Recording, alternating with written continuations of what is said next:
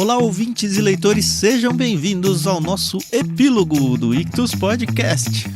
Eu sou o Thiago André Monteiro, @vulgutan, estou aqui com a Carol Simão e mais um monte de gente que tá junto com a gente na gravação ao vivo, sendo transmitida então ao vivo aqui no nosso Discord. E hoje a gente vai encerrar a nossa experiência de leitura do sensacional vencedor do Prêmio Pulitzer, Gilead, de Marilynne Robinson. Espero ter dito certo o nome dela. Boa noite, Carol, tudo bem? Oi, pessoal, tudo bem? Oi, Tan, aqui é a Carol Simão e eu acho que você falou certo, sim, eu nem vou me atrever a falar, tá bom? Nem Pulitzer eu sei falar direito, então tá valendo. Saiu agora, então fica aí.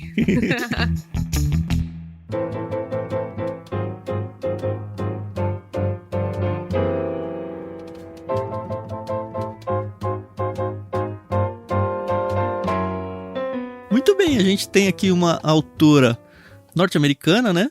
Que pelo que consta na introdução, belamente escrita pelo Emílio Garófalo Neto, que inclusive é o cara que narra esse livro. Esse livro tem a opção de você ter em audiobook lá pelo The Pilgrim, que não é parceiro nosso no sentido de dar dinheiro pra gente, mas eles têm feito um trabalho bem legal e sempre que possível a gente gosta de recomendar sim. Então a narração dele foi muito boa, apesar de eu não ser muito fã de audiobooks, mas a Carol acho que pode falar muito bem disso aí, né, Carol? Eu acho que fez muita diferença ouvir e ler ao mesmo tempo, porque ele tem uma voz toda adocicada. Inclusive, ele foi o peixe grande que indicou esse livro para nós. Sim. Então, você também vai encontrar a entrevista dele no Ictus Podcast. E a voz do pastor Emílio é muito suave. Não dá sono, mas ela é muito suave. Então, foi muito gostoso. Eu acho que o livro, inclusive, pediu esse tipo de narração, porque acaba sendo uma coisa mais melancólica, né? A gente vai falar mais sobre isso lá na frente. E foi muito bom. Nossa, assim, eu terminei o livro na bad, pra ser bem sincera. A narração dele, eu acho que ela é mais uma interpretação do livro do que aquela narração fria de audiobooks que a gente tá acostumado. A gente não, porque eu não consumo muito, né? Mas pra quem consome, normalmente é aquela leitura mais linearzinha, mais quadradinha, preocupada com a fonética das palavras e tudo. Isso. E o Emílio, ele colocou toda a emoção dele na leitura e isso foi interessante. Tô dizendo isso porque eu tive, acho que, um dia de leitura que eu acompanhei por lá. Eu falei, poxa, que legal, ficou bom. Foi no começo do livro, mas eu falei, eu prefiro ler ainda, então deixa ele lá. Mas já é o suficiente para eu poder indicar. Todo mundo aqui já foi em algum culto dentro da sua igreja ou uma igreja visitante, onde o pastor vai fazer a leitura bíblica e a versão da Bíblia dele é diferente da sua. Sim. E aí você começa a ler, você entende, mas, né, tem aquela fica meio truncadinho, né? E com os audiobooks eu tenho essa dificuldade. Então eu tô ouvindo, por exemplo, o audiobook A Volta ao Mundo em 80 Dias. A versão que eu estou lendo é diferente da versão que eu estou ouvindo. Mas é possível, o seu cérebro ele consegue fazer essa associação. Só que Gilead, eu não tive esse problema, entendeu? É a mesma edição, é tão né? Gostoso. Exato, então fez toda a diferença. Que legal. E eu sou uma apoiadora ferrenha do audiobook, porém, eu gosto do plus, audiobook e livro. Porque só ouvir, às vezes, realmente, você pode dar uma viajada ali, você acaba se distraindo. E quando você tá lendo, fantástico, é audição e visão junto. Eu queria lembrar também os ouvintes que a gente tá gravando um epílogo. E um epílogo é a nossa conversa pós-leitura. Então, se você está aqui, saiba que a gente não vai ter nenhum pudor com spoilers. A gente simplesmente vai falar sobre como foi a leitura, contar bastante sobre a história. Eu acho que nesse livro contar bastante de como a gente se sentiu ao longo da leitura. Mas se você ainda não leu o livro, bom, talvez você queira voltar algumas casas e se preocupar em ler o livro primeiro. Toda a experiência de leitura tá lá no nosso Discord, nos canais de texto. Então as pessoas, conforme elas foram lendo os capítulos propostos, elas foram comentando sentimentos ou interagindo com a história em si. De repente você quer viver essa experiência antes de ouvir, de fato, o epílogo. Mas também, se você não se incomoda, fique à vontade, né? Ligue seu fone de ouvido aí, siga com o seu fone de ouvido e participa com a gente também. E a história fala sobre o quê ou sobre quem, Carol? Ai, gente, é muito linda a história. Pode facilmente passar aí por uma história real, mas não é. É uma ficção. Passa na cidade de Gilead, que também é uma cidade fictícia. Ela é fictícia? Não existe de verdade? Não. E aí eu achava que existia. Ele cita aqui outros estados, outras cidades que realmente são reais, né? Kansas, Minnesota, Iowa. Mas ela é uma cidade fictícia e realmente ela parece ser muito real, como a Januse tá escrevendo aqui no chat. Porque a riqueza de detalhes do narrador, que é o protagonista, é o reverendo John Ames, é muito, muito rica, sabe? A narração dele. E ele tá escrevendo uma série de cartas. Na verdade, pra mim, ele tá escrevendo um livro pro filho dele. Por quê? Ele acabou de ter um diagnóstico e ele tem um problema no coração. Infelizmente, isso vai fazer com que ele não viva mais muito tempo. Mas ele já é idoso, né? Não é que, então, eu vou morrer cedo. Mas é isso que é legal, Porque ele começa a escrever a carta pro filho dele, e você fala assim, o filho dele já é um adulto. E aí você percebe que, o filho dele é uma criança. E você fala, tá bom, então ele deve morrer jovem. E não, ele tem mais de 70 anos. Ele se casou muito velho já, né? Sim, ele tinha mais de 62 anos quando ele casou com a segunda esposa, porque ele teve um primeiro casamento com a Luísa, que era uma amiga de infância dele. Ela acabou falecendo na hora do parto. E ele contando é muito emocionante. E aí ele ficou muito tempo, né, na solidão. Aí aparece a segunda esposa dele. A história ela é muito simples, né? Ela é simples. Sim. E tem uma palavra na língua portuguesa que eu gosto muito, que é singelo. E singeleza é simplicidade com beleza. Então é aquele simples bonito, sabe? É a história, como a Carol já falou, né? Do John Ames. Ele é um pregador. Ele vive numa cidade bem de interior. Que nem é nos nossos dias, pré-internet, por exemplo, assim, a gente não tem a internet como cenário, assim, e de fato, ele tá escrevendo uma carta para que o filho dele, que hoje é muito novo, deve ter, sei lá, uns 5, 6 anos, vá ler quando ele for adulto. Então ele basicamente conta as memórias da vida dele. Ele começa o livro, por exemplo, contando sobre o pai e o avô dele. O livro abre com o pai dele tentando encontrar o túmulo do avô. E aí, muito devagarzinho, a gente vai percebendo que teve uma briga muito grande entre o pai e o avô. E os dois... Assim, demora praticamente, acho que mais da metade do livro pra gente entender o que foi essa briga. E eu acho que a simplicidade com beleza, né? A singeleza do livro tá nisso. No fato dele não se preocupar em... Deixa eu narrar fatos pra vocês. Ele tá contando, assim, derramando o coração dele ao longo do livro todo. Ele derrama o coração, ele vai lembrando de coisas e trazendo no meio do relato que ele tá fazendo. Então ele abre o livro contando o relato dele muito pequeno, com o pai dele falando, eu preciso encontrar o túmulo do meu pai. No caso, o avô do John Ames, né? Só que ele não tem a menor ideia. E aí eles saem praticamente com a roupa do corpo, né? Sim, eles em não busca têm dinheiro, de, não têm ele condição. Tava em tal lugar. Deve estar por lá. E aí eles vão indo e ele mesmo vai contando na carta pro filho, né? O filho acaba que não aparece nunca na história, né? Ele só é um receptor aí da carta que em algum dia vai aparecer na mão dele, mas ele não se torna um personagem da história em momento algum, livro. A menos de coisas do tipo, você tá brincando ali, eu tô escrevendo aqui, eu tô vendo você brincando no quintal. Você veio no meu colo agora, eu tô te acariciando. Coisas desse tipo, assim. Que trazem pra gente uma emoção muito grande, assim. O livro foi muito emotivo pra mim. Eu chorei lendo algumas vezes. Uau! Verdade. Assim, eu não sou muito difícil, assim, de chorar em livros. Porque, Carol, eu tô ficando velho. E quando a gente vai ficando velho, a gente vai se colocando no lugar desses personagens. Eu não acredito que ele esteja perto da minha morte, como tava o John Ames aqui. Mas eu entendo ele hoje. Então, mas sabe o que eu percebo? Você é um cara muito emotivo relacionado à sua família. Quem não sabe, o Tan escreveu um conto que a gente publicou algum tempo atrás, em uma das nossas revistas, sobre o Dia dos Pais. Acho que tem dramatizado na História de Pescador. Exato. Depois a gente dramatizou ele na História de Pescador. E eu lembro que toda vez que você fala desse conto, você chora. Ou pelo menos você fica emocionado. Eu chorei escrevendo ele. Porque eu vou contar essa história aí. Na verdade, isso aí ele se tornou um conto depois. Eu acho que no próprio conto eu falo de diário, né? Sim. Essa história é verdadeira. Eu fui no shopping comprar um presente de Dia dos Pais pro meu pai, e meu pai é uma pessoa muito difícil de dar presente, muito. Que basicamente ele tem tudo que ele precisa, ele não é uma pessoa consumista nem nada, e ele não gosta de ganhar roupa, igual eu, assim. Então ter que inventar um presente pra ele é muito difícil. E aí eu fiquei pensando muito, e ele nem é muito de escrever nem nada. Mas aí pra quem tiver interesse, ouve esse episódio aí. A parte do presente do Dia dos Pais é totalmente verídica. Eu entreguei esse presente pro meu pai e foi muito bizarro, porque quando a gente foi no Dia dos Pais, tava toda a família, enfim, comemorar o Dia dos Pais, né? Eu entreguei o presente pra ele e falei, pai, não abre aqui. Depois você abre sozinho em casa. Porque senão o senhor vai chorar e eu vou chorar. Oh, meu Deus. E ele não abriu. Aí passou um dia, passou 2, nada. Ele não falou nada. Eu falei, ué, será que não gostou? Eu tava naquela ansiedade. Aí eu não lembro se eu encontrei ele tipo uma semana depois ou se ele me ligou.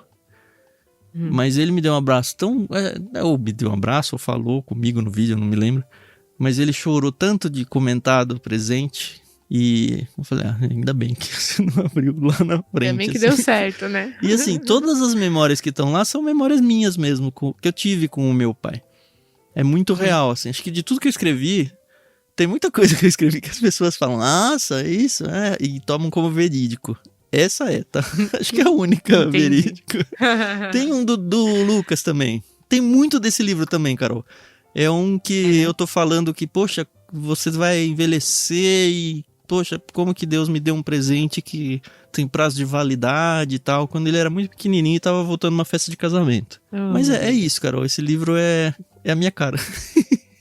Então, realmente, porque o que é legal do Gilead? O John, o reverendo John, ele tá aqui contando o que foi a vida dele pro filho dele, que infelizmente ele não vai ver crescer. Mesmo que ele não morra do coração daqui a um mês, alguns dias, ele já é muito velho pro filho dele. Então, é humanamente impossível ele acompanhar a vida adulta do filho. E o que eu achei mais bonito do livro é que ele vai contando, né? Mas ele não é linear, né? Então, o momento que ele conta da infância dele mesmo, ele fala muito do avô dele, que seria o bisavô do filho. Depois ele conta do irmão dele, o Edward. Ele vai e conta do amigo dele, né, o Bottom, que é o outro reverendo. Aí ele conta várias situações que aconteceram. Então, primeiro ele conta daquela igreja que pegou fogo. Eles estão numa época de guerra civil, então aparecem alguns soldados ali. Só que isso não te deixa confuso, né? Isso, você fala, nossa, não tô entendendo o que tá acontecendo. A gente só é transportado lá pra dentro. Eu acho que as histórias maiores são o quê? A briga entre o pai e o avô dele, que basicamente se deu porque um era abolicionista e o outro não. E isso estava muito embebido na história da família deles. A própria igreja que foi queimada era uma igreja de negros e tal. Então você percebe esse quê de racismo, não na história, tipo, de defender ou atacar o racismo, mas olha só como o racismo fez parte da vida da nossa comunidade enquanto eu vivi. E o quanto isso atrapalhou a nossa convivência. E aí o pai e o avô nos falaram por muitos anos, um se alistou no exército e o outro não queria que fosse, sabe? E aí tem toda essa questão de passarem décadas e em busca talvez de uma reconciliação, e aí um não quer, o outro não quer, e o autor que está relatando era criança quando isso estava acontecendo, então eu acho que ele não tinha nem maturidade, nem entendimento para saber, olha, eu concordo com meu pai ou com meu avô, e você percebe que ao longo da história ele meio que se posiciona. Ao mesmo tempo a gente tem um amigo dele que também é um pregador, e é interessante que é de uma outra religião, né, outra denominação cristã, mas eles são super amigos, então tem muitos relatos de trocas de sermão e auxílio no cuidado com a comunidade. Era aquele contexto onde eles caminhavam pelas ruas e as pessoas morando nas casas falavam, olha, essa família da minha igreja, aquela família ali é da igreja do meu amigo. É uma coisa muito próxima. Ele caminhava pela rua orando pelas pessoas, sabe? Ele ia pra igreja local dele pra ficar orando ali, né? Sabe? E é interessante que ele é uma pessoa pobre, ele já fala isso de cara. Ele até fica meio triste porque ele fala, poxa, eu não deixei nada pra você e pra sua mãe. E a mãe dele é super nova. Mãe dele, a mãe do filho, Sim. né? A esposa dele. Super nova. Ela tem mais de 40 anos, mas... Ah, não, comparado a ele, né? Mas ela tá na idade sim. certa de ter um filho. Ela tem a idade que a filha dele teria se tivesse sobrevivido na hora do parto. Então, esse ela relato tem é idade tão pra triste ser... também, né? Nossa, não, é incrível, realmente, assim. E sabe o que é legal? É uma autora falando na voz de um homem, com a experiência de um pastor. E ela entendeu? não é pastora nada, né? Eu pelo menos dei uma pesquisada assim na vida dela, não tem nenhum não indício que ela... Eu acho que eu ouvi uma entrevista do Emílio falando que não é, e o quão surpreendente é perceber quanto que ela é sensível às questões pastorais, no sentido de, puxa, como você foi capaz de captar tanto a essência do que de fato um pastor vive, sente e, enfim, experimenta com todas as suas preocupações e tudo, sem ter vivido essa experiência. Eu acho que aí é a beleza do autor, né? De ter, de fato, essa sensibilidade de conseguir enxergar a vida dos outros sem necessariamente ter sido a vida deles. Assim, aí a gente tá tendo ali a narração, ele tá contando de crianças que ele batizou, né, de várias situações que aconteceram. Aí ele conta até da mãe dele, que tinha um vício em bebida, né? Porque ela tinha muitas dores, né? Ela tinha reumatismo. Aí ela bebia pra poder... Era remédio né, na época, né? É legal isso. Sim, sim. E aí, pra mim, surge um personagem que... maravilhoso. E foi o Jack, né? Se chama John, em homenagem ao narrador. Chama John Ames. John. Exato. Que é o filho do amigo John dele. Ames Bottom. É. Isso, que é amigo do... E todo mundo chama ele de Jack. É incrível, porque conforme o reverendo, ele vai falando, você pensa... Ai, Deus. Quando ele morrer, o Jack vai casar com a esposa dele. Quando ele morrer, o Jack vai assumir a igreja dele. E vai ser o pai do filho dele. E ele pensa isso também. Ele nunca fala, né? Mas fica muito nas entrelinhas, né? Ele não verbaliza, mas fica subentendido. E ele... O que acontece? Ele começa a ter ciúmes. Aí ele tem medo porque ele não gosta dele. É interessante assim não gostar dele, porque o amigo... Eu acho que na maior das boas intenções, quis dar ao filho dele o nome do John Ames, que era o primeiro, sei lá, o melhor amigo dele. E o John Ames, de verdade, o velho que tá aqui na história, ele inclusive batiza o Jack, que é o John Ames... Não é Júnior, porque não é filho dele, né? Mas enfim, a criança. O episódio do batismo é muito interessante porque, à primeira vista, a gente vai pensar, poxa, que homenagem linda, poxa, como ele vai gostar. Sim. E ele não gostou nem do Nenê, assim. Ele falou, que ousadia que ele teve de dar o meu nome. Isso é um tapa na minha cara porque eu não posso ter o meu filho. Ele tá tentando substituir isso na minha vida. E aí tem toda a história de vida do John Ames, criança, que cresce.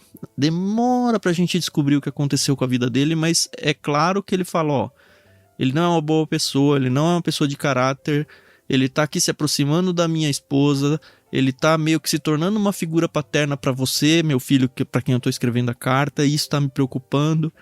Só que eu não quero também ficar contando sobre a vida dele. Em certo momento eu achei até que ele nem ia contar, porque eu não quero macular a história dele pra vocês, mas ele tá ficando tanto com vocês, ele tá rondando tanto a nossa casa, que também eu preciso contar pra vocês. Jogando beisebol com vocês. É. E aí, enfim, ele conta a história dele, que também é bem triste, né? Não sei se a gente precisa contar a história dele, acho que isso a gente pode preservar, talvez, vai, Carol? Eu acho interessante. E eu acho legal porque a história do Jack é uma história que, inclusive, quando o John tá narrando, ele fala, puxa, eu não sei se eu tô aqui ultrapassando os limites, né, do sigilo pastoral e tal. Mas eu vou contar pra você porque eu acho importante você saber isso. Ele tá falando pro filho. Isso. A gente espera que realmente só o filho dele leia isso. E ele conta a história do Jack e é muito interessante porque ele fala que o amigo dele, o reverendo Balt, tinha um monte de filhos. Tinha filhos, filhas e tinha netos. E no final, o amigo dele, ali sozinho, né? Tá a esposa velho, já né? faleceu.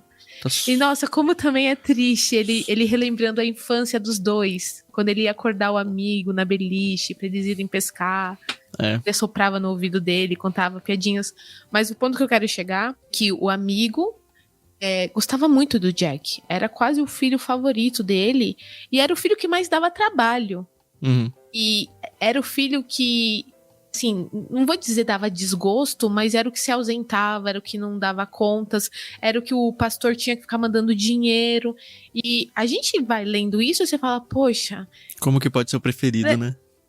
como é que pode ser o preferido? E realmente a gente não tem uma resposta porque que era o preferido do Mas pai. isso é só a Mas, assim, vida, Carol. Eu já conheço tantas famílias então, assim. exato. O que eu ia dizer é que é interessante que o Jack, apesar de... Eu acho que não é que ele era o favorito, é porque realmente quando o Bottom amava tanto o amigo, o reverendo Ames, que realmente entregou o filho dele ser o filho do amigo. Então ele tinha esse amor, esse carinho, porque era uma criança diferente. Ele foi diferente de todos os outros filhos, porque apesar de ter sido gerado por ele, de ter sido criado por ele, não pertencia a ele. Eu acho que ele tinha esse sentimento, sabe? E a cena final, quando o John Ames abençoa o Jack... Tem toda uma redenção reverendo. entre os dois, né? Muito bem desenhada, devagar, e acho que Nossa. tem que ser devagar.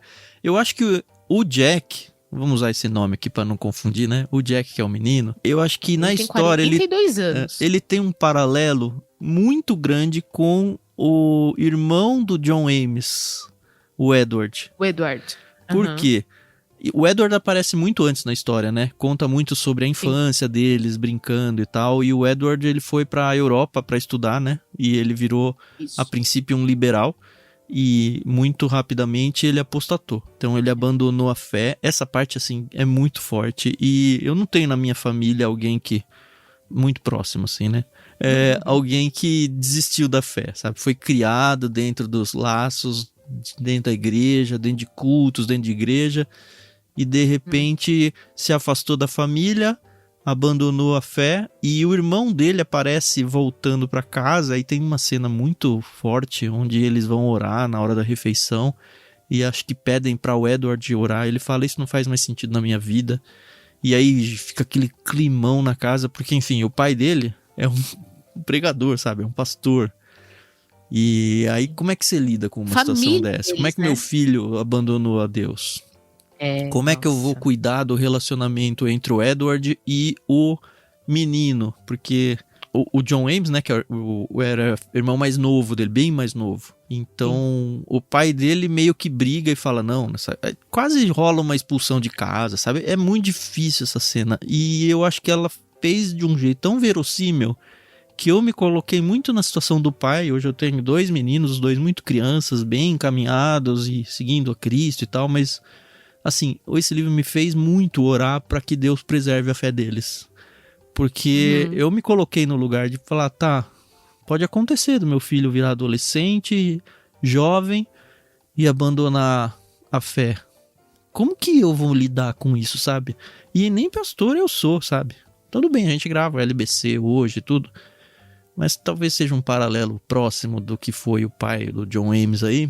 E tem junto com isso toda a conversa entre os irmãos, no sentido de que o irmão mais velho, o Edward, ele sabe que ele tá ofendendo a família, ele sabe que o fato dele abandonar a fé agride a família, e ao mesmo tempo ele tá querendo apresentar alguma literatura, alguma coisa pro mais novo, mas ele fala, não dá muita atenção pra isso também, porque isso vai te afastar da fé. É uma dança assim bonita até de ver entre o irmão mais velho preocupado com o mais novo, e o irmão mais velho falando, olha, isso só aconteceu comigo porque eu saí pro mundo, eu fui conhecer as coisas. Você hoje tá limitado aqui em Gileade. Então aqui você não vai encontrar nada diferente dessa fé que você tem, mas se você for pro mundo, talvez a sua fé se abale também. E a gente vê que o John Ames, na verdade, ele acabou ficando em Gileade até o final da vida, né? Cidadezinha Sim, ele pequena. ainda fala, por culpa dele. Foi ficando. E quanto de nós não somos assim também? Que vai deixando a vida acontecer e não toma nenhum partido nunca, né? Sobre o irmão dele, eu queria falar 2 coisas. A primeira é que realmente tem todo um atrito, né, entre o irmão e o pai. E eu achei engraçado assim, verossímil, quando a mãe chega e fala pro John, olha, se você fizer a mesma coisa que seu irmão, seu pai vai morrer.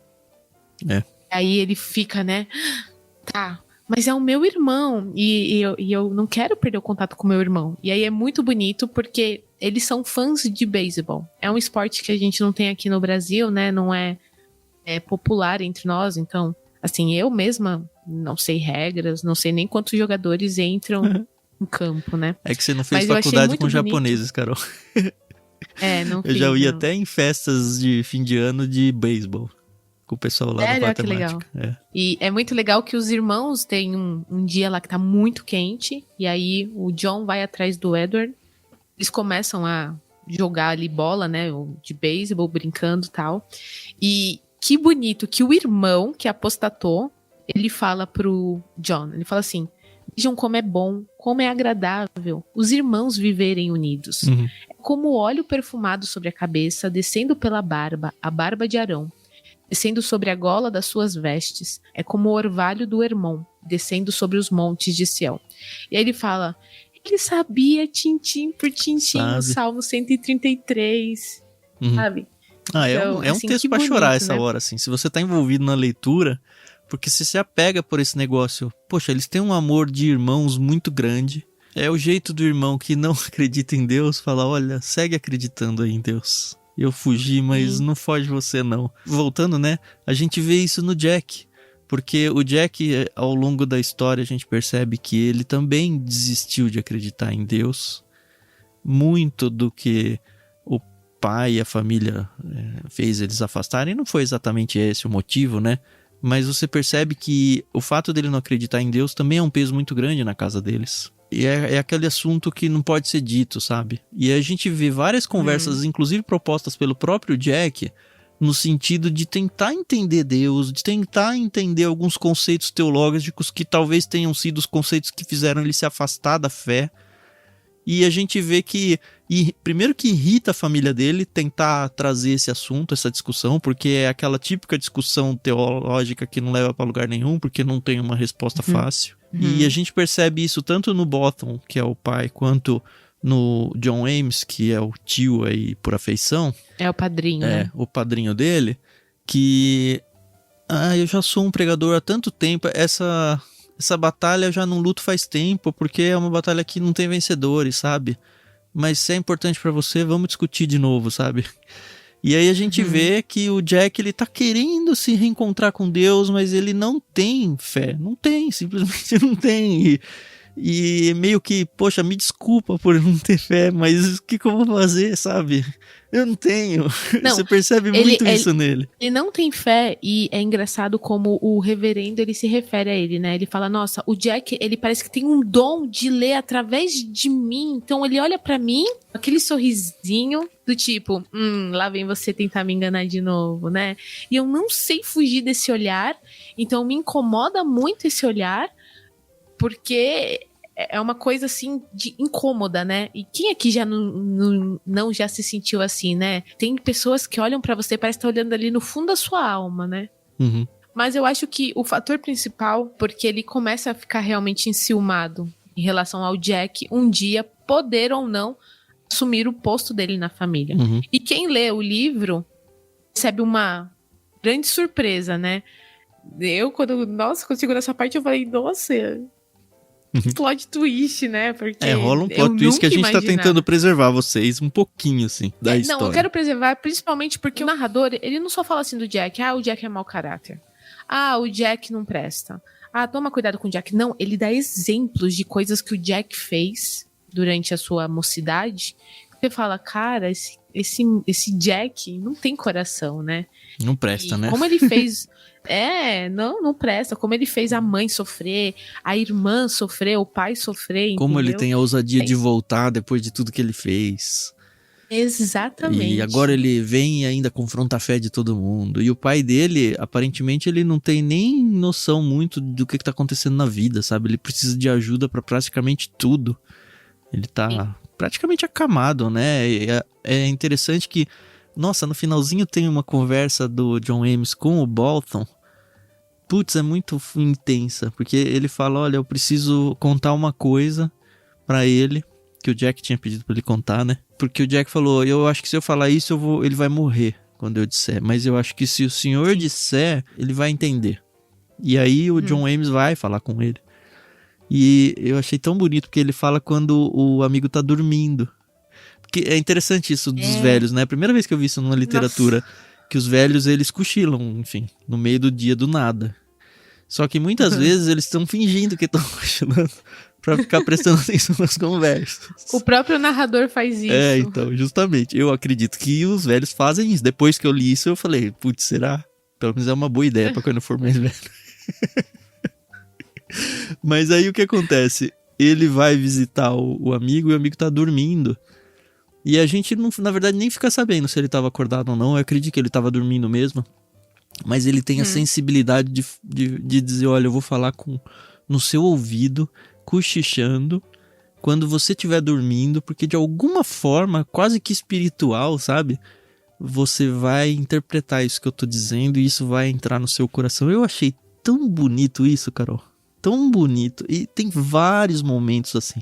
O livro tem muito, muito disso. A G, ela fez um comentário aqui. Gilead me lembra muito o primeiro livro da trilogia do Adeus, O Caderno de um Ausente, de João Carrascosa. Esse livro, essa trilogia inteira, né? A gente mandou no Plano Peixe Grande já tem um tempinho, acho que talvez até um pouco mais de um ano. Quem tinha indicado ele, acho que foi o Thiago Arraes, não foi? Tem o podcast dele aqui, a conversa com ele foi muito boa. Eu não li a trilogia inteira, eu li tipo um terço do primeiro livro. É interessante, porque ele realmente parece muito o estilo, mas não me pegou aquele livro. E o Gilead me pegou, acho que, sei lá, se foi um momento de vida e tal. Mas eu lembro do Thiago Arraes falando sobre o livro na entrevista, que você pode conferir. É, assim, exatamente o que a gente fala. Ele conta que ele leu num avião e que ele começou a chorar no avião. E a pessoa veio falar, o senhor tá tudo bem? Ele falou, tá ótimo. E não faz muito tempo a gente leu um livro que até então eu achei que entra assim pro meu top 5, sabe? Que foi o... Sombra do Vento. Sombra do Vento. Uhum. Um livro muito bom. Não é o mesmo estilo, mas você percebe mas tem um quê, pequenas... né? Eu também pensei isso. Entendeu? E aí eu falei, putz, o bom do Gilead é que é um livro cristão, entendeu? E que eu posso, assim, presentear os meus amigos, o futuro meus filhos, uma forma que, pode ler isso aqui. Mas é um cristão não entendeu? Proselitista, né? A questão é que Sim, os personagens são cristãos, o pano de fundo e a ética deles é cristã, só que é uma vida comum de uma pessoa, né? E eu acho que isso ajudou muito pra Marilyn receber o prêmio Pulitzer, viu? Se eu não me engano, alguém tinha me dito que o livro, ele foi a Oprah, né? Oprah Winfrey, como é que é o nome dela? Winfrey. Oprah. Ela parece que tem um clube de leitura onde ela indica os livros que ela vai ler no ano, ou sei lá o quê, e ela colocou o Gilead nesse. Inclusive foi para o estranhamento de muitos cristãos, porque pelo que, não sei, posso estar falando uma grande besteira aqui, mas me pareceu que ela não é cristã, e sim, seria estranho ela indicar um livro cristão. Mas o livro impactou ela a ponto dela colocar na lista de livros do clube dela, o que com certeza ajudou a se tornar um best-seller, né? E o bom que essa autora, esse não é o único romance ficcional dela, né? Esse, inclusive, é o segundo. Então, no prefácio do livro, o Emílio menciona que é uma trilogia, né? Isso. É uma trilogia no mesmo estilo da Sombra do Vento, que vai ser o mesmo ambiente, mas não os mesmos personagens. Então, não vão atrás dos outros livros achando que, eu vou saber se ele morreu ou não, se o filho dele leu ou não. Não é essa a intenção da autora. A intenção é a gente continuar aqui, talvez na mesma passagem de tempo, bem talvez na mesma cidade. Eu digo talvez porque o nome do livro é Gilead e dos outros não tem nada a ver. Eu acho que de livro, Carol, acho que a gente falou o que tinha pra falar. Eu vou fazer duas coisas que normalmente a gente não faz no epílogo, mas eu realmente queria incentivar as pessoas que não leram a lerem ele. E a apresentação do Emílio, ela tem 3 páginas. Eu vou ler ela na íntegra, acho que ler rapidinho. Enquanto isso, eu queria deixar aberto aqui o convite para quem tá gravando com a gente, para já ir pensando no que dizer em relação ao que foi a leitura para vocês. Vocês terem a audácia de entrar ao ar aqui e falar. E se vocês não tiverem a coragem, enquanto eu tô lendo essa apresentação, já deixa um relato, pelo menos em texto aqui, pra gente conseguir trazer um pouquinho do que foi a experiência dentro dos olhos de vocês, tá bom? Então vamos lá, apresentação escrita pelo Emílio Garofalo Neto.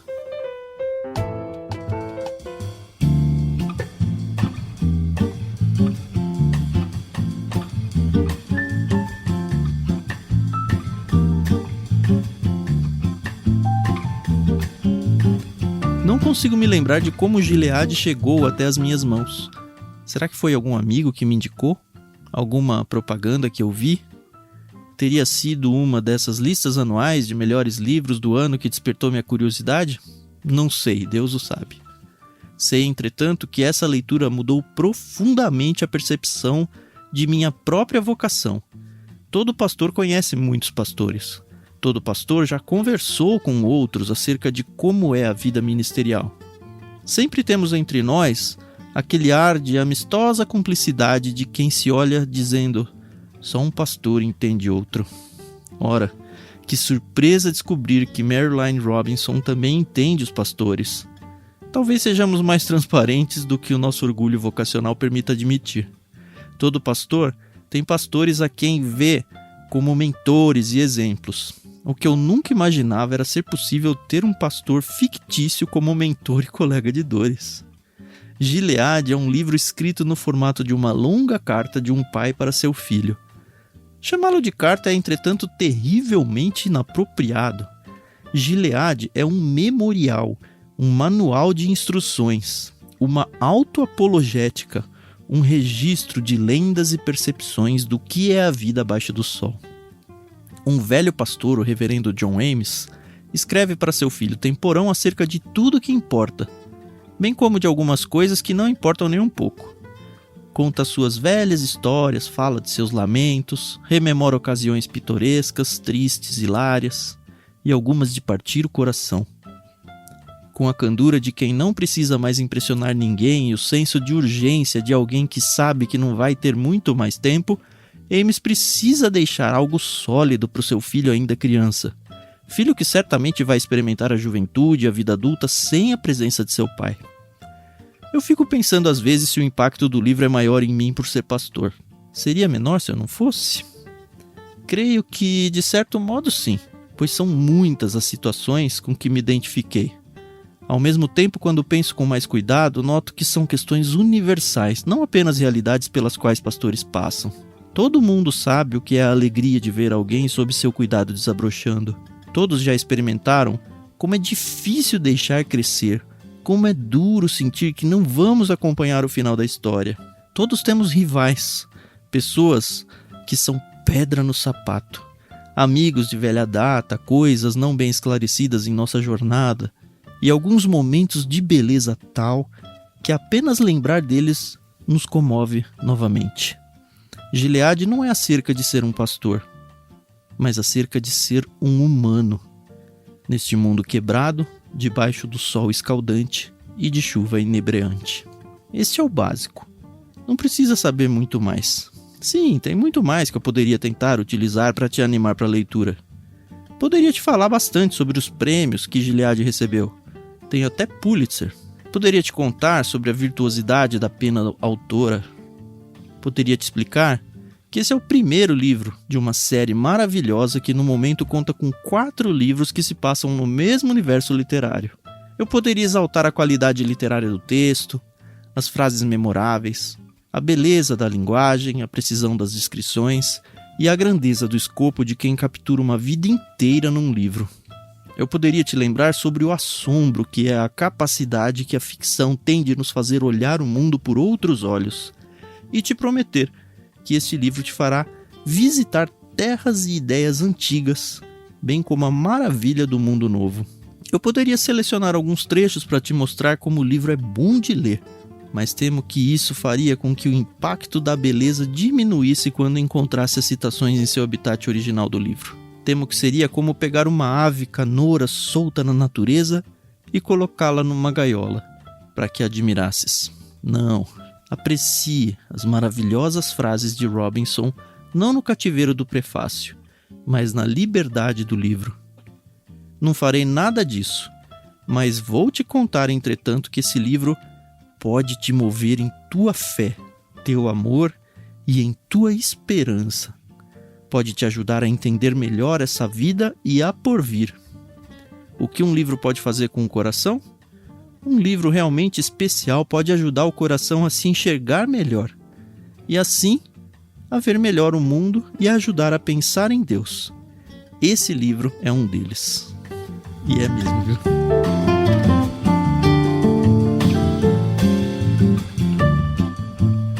acho que assim, que se eu fosse falar uma coisa que me marcou muito nesse livro,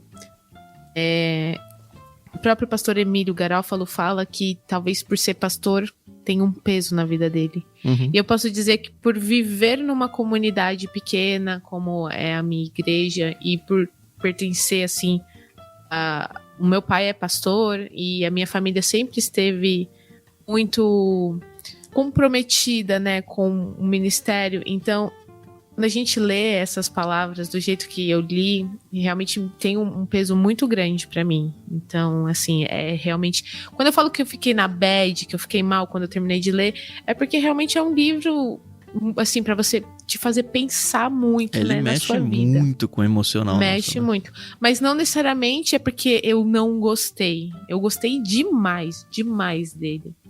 E impossível não fazer comparações com a minha própria vida, entendeu? Principalmente com a minha infância. Então, assim, maravilhoso. Eu realmente recomendo tranquilamente esse livro para quem quiser se aventurar. É muito bom. Eu faço um paralelo muito grande desse livro com o conto do Emílio mesmo. É aquele que ele relata a viagem do caminho de Compostela, que ele faz com o pai dele, não é? E que o irmão não viaja junto. Isso mesmo, exatamente. Eu não vou lembrar agora o nome, mas é uma viagem que eles fazem pelo litoral do Brasil. E é muito lindo também. Não é de Compostela, né? É o litoral. Mas, olha, tem muito desse livro. Eu queria talvez saber se o Emílio já tinha lido esse livro quando escreveu aquele conto, viu? Talvez valha ir atrás. Mas assim, eu acho que é muito próximo. De fato, é muito parecido com esse do Carrascosa. Ele tem muito também daquele livro que eu indiquei, acho que num outro podcast. O Velho que Acordou o Menino, do Rubem Alves, autor brasileiro. É um livro de memórias, né? Acima disso, é um livro de carta. Apesar dele dizer que é um livro de carta, ele não tem muito formato de carta. Assim, acaba que é mais ou menos cronológica, mas ele faz muitas inserções de lembranças. Olha, isso eu vivi quando eu era criança. Olha quando eu conheci a sua mãe. Olha quando eu comecei a namorar a minha primeira esposa. Olha tudo que eu sofri. Aí ele vai, aí ele volta. Tudo super bem amarradinho, contextualizado. Mais ou menos como a gente pensa sobre a nossa vida quando a gente deita a cabeça no travesseiro e começa a relembrar as coisas, né? O ruim de você, às vezes, ficar pensando muito no passado é que você fica muito triste, né? E esquece de viver o presente, né? E pensar no futuro. Mas acho que de vez em quando é importante, sim. Acho que a gente tira boas lições. Também não. Demais. Ó, a Januse, ela escreveu no chat, o depoimento dela, sobre o livro, que diz assim, ó. Eu tinha visto muitas indicações desse livro, mas ele não me parecia ser tão interessante. Um pastor idoso escrevendo uma carta para o filho. Ter a oportunidade de ler com vocês foi ótimo. Muito obrigada, Januse. O livro é maravilhoso. Quase não dá pra acreditar que não é uma história real. É muito verdade isso, Januse. Nossa, eu não acredito até agora, muito. Assim. Eu não acredito que não exista Gilead. Foi mal, cortei aí, mas estou empolgado. Tudo bem. De uma sensibilidade incrível, mexe com a gente, faz refletir. Cada pessoa se sentirá tocada de uma forma diferente. É verdade. É isso aí. É verdade. Que bom que você curtiu com a gente. Sim. Alguém que tá aqui quer entrar em áudio e comentar alguma coisa, não? Então, você pode fazer um audiobook. Me pagando ler, eu vou, hein? Porque você deu uma entonação. Eu não sei se porque você leu agora o prefácio, e eu tinha lido o prefácio no começo, né? Sim. Mas agora, lendo no final, ele faz todo sentido, né? E realmente foi muito... Nossa, até chorei, tô aqui. Bom, eu sofro de vazamento, porque não gosto muito de falar. Mas tem choro que é bom, dona Tanira. Mas é ruim porque as palavras não saem claras, né? Fica picada, e eu acho ruim isso. Mas você deu uma entonação e deu uma vida que veio o livro inteirinho só nesse prefácio. Então, pode entrar nessa de vou mandar meu currículo lá pro pessoal da Pilgrim, hein, Carol? Oi. Isso aí. Entra pro ramo de podcast, então. Acho que eu vou começar a Carol a pensar também, isso. Eu gosto muito de ver ela lendo, porque ela dá uma entonação toda especial em cada vírgula, em cada ponto, em cada... Obrigada. Isso desde pequenininha, viu? E eu admiro. Né? Obrigada. Pequenininha. Então, é outra coisa que vocês dois podem fazer, viu? Manda currículo. Opa! Mas e aí, gostou do livro? Amei. Também o cronograma que vocês fizeram foi super leve, apesar que eu só decidi ler só esse, né? Não quis ler os outros juntos para não ficar muito pesado. E eu falo para Carol, eu gosto muito de ler, mas eu leio muito devagar. Então eu queria ler rápido para poder ser mais rápida a leitura e aproveitar mais. Mas eu curti muito. Mas muito esse bom. livro é para degustar, né, dona Tanira? Ele acho que é um livro que ele merece ser lido devagar. Realmente. Foi uma experiência muito, muito boa. A gente tem mais uma envergonhada aqui, a G, que deixou o depoimento dela por escrito, né? Eu vou ler aqui. Ela diz assim: diria que este livro é como uma noite estrelada onde a leve brisa acalma o calor restante do dia. Olha que lindo. São elementos passageiros, mas de tão belos podem nos surpreender se pararmos para contemplá-los. Pô, Gê, podia ter ouvido essa na sua voz, hein? A gente tem gente aqui que não leu o livro ainda, mas acredito que vai sair daqui já morrendo de vontade de ler.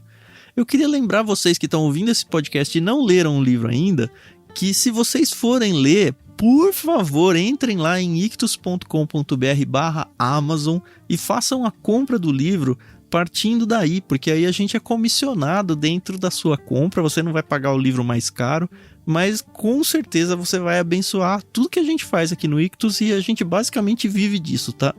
Dessas ofertas que vocês fazem, tanto pontualmente via Pix, quanto se tornando um dos nossos apoiadores no Catarse. A gente tem sim um sistema de apoio mensal por ali que a gente precisa muito demais mesmo do envolvimento de vocês.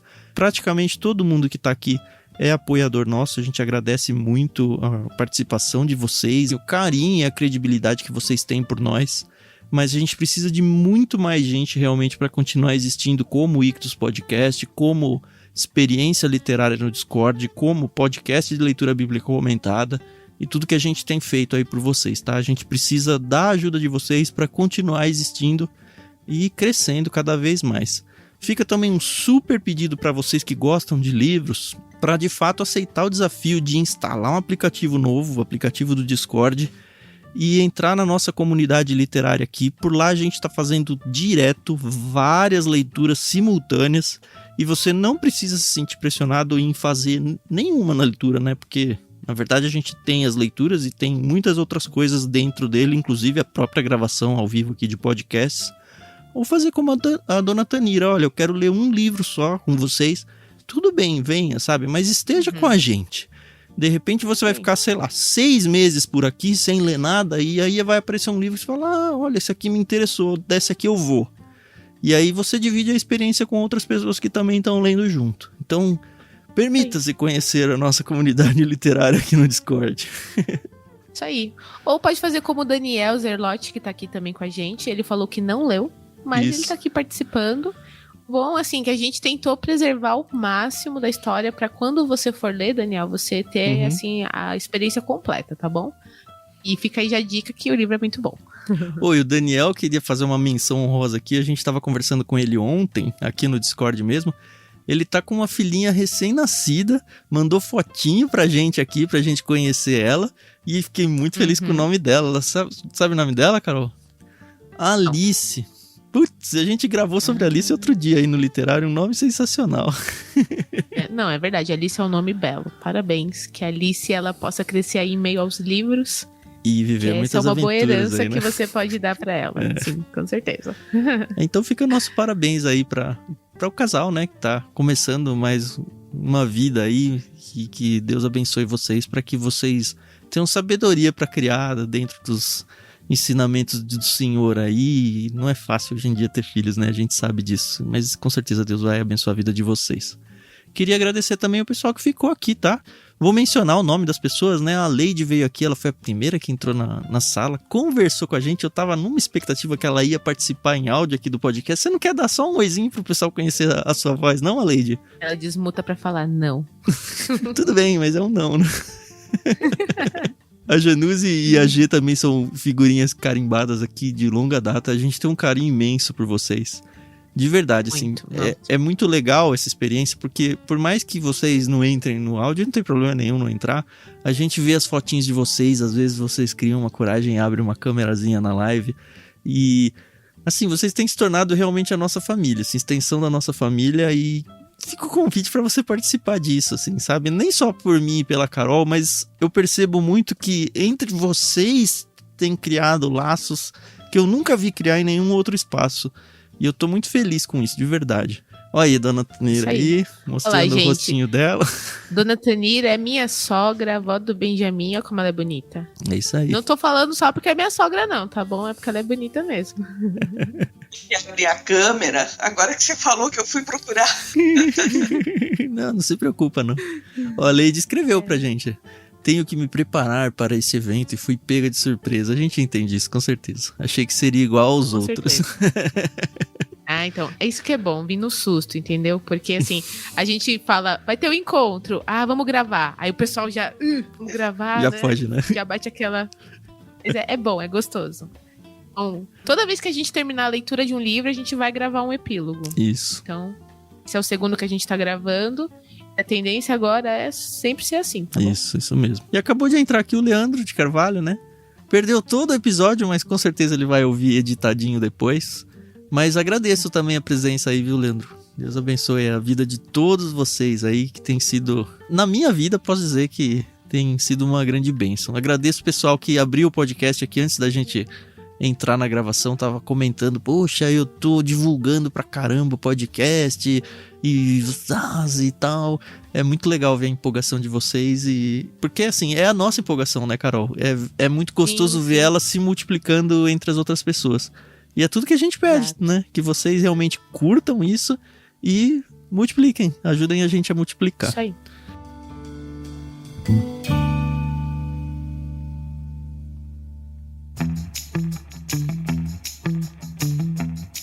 Eu acho que basta, né, Carol? Pra epílogo tá de bom tamanho. Não se esqueçam, se você for comprar o livro, partir lá do nosso site e dá uma olhadinha aí na descrição do programa que tem bastante informação interessante pra você. E parafraseando John Ames, eu vou terminar esse podcast da seguinte forma, Tam. Sim. Vou orar, depois vou dormir. É isso aí. É melhor do que fazer o contrário, né, Carol? Ultimamente tá difícil dormir, mas... Olhem por mim, que eu ando com insônia e não gosto de ter insônia. Gosto de dormir a noite inteira. Pra mim é sagrado minhas noites de sono. Está difícil. Legal, a gente tem outras leituras rolando aqui no Discord e muitas novas virão, né? Fica sempre de olho aí. Sim. Que a gente tem os podcasts do Ictus Podcast na grade regular toda terça-feira. E de vez em quando vai aparecer aí um prefácio apresentando um livro que a gente vai começar a ler e um epílogo contando de como foi a leitura. Beleza, até o próximo episódio, então. Tchau, tchau. E aí, pessoal, muito obrigada pela paciência e audiência. A gente se ouve no próximo episódio. Até mais.